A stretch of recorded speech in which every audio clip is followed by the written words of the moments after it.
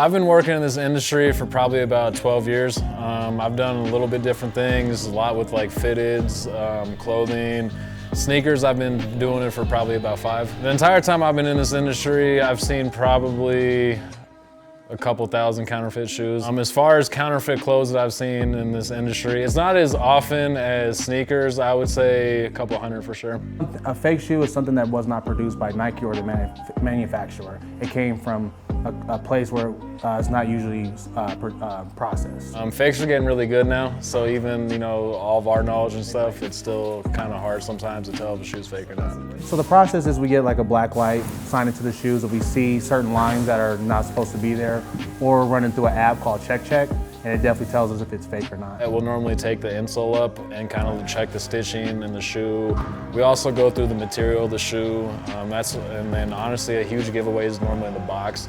Like there'll be different symbols on the boxes. There'll be instead of saying like men's or women's, they'll say like girls or guys, as far as what kind of shoe it is. As far as the difference between determining if shoes and clothes are fake, really clothes, it's gonna be all on like the tags.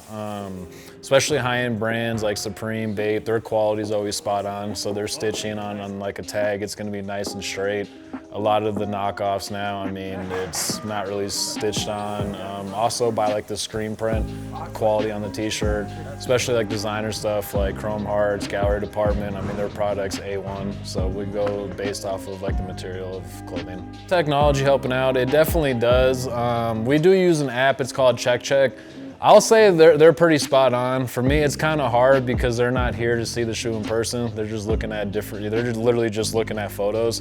And obviously you can't really tell 100% in photos of what something's going on. So me personally, I like to kind of rely on us more since we've all been doing this for so long and kind of use our knowledge per each one. We do get fakes. We try to show customers like what fakes and reals really look like.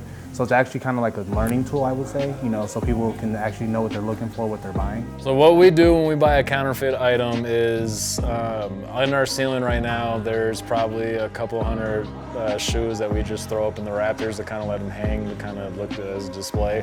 Customers love that, but. So as far as the most fake item that we see regular in here is definitely gonna be a Jordan Off-White Retro 1. We probably see a couple a month. With shoes now, it's really hard to tell, but it's definitely affected the shoe community a lot. As far as if counterfeit items have gotten better, 1,000%. There are some shoes that we've picked up that honestly, they passed even like legit checks. That's an app that you can go to kind of verify if things are real.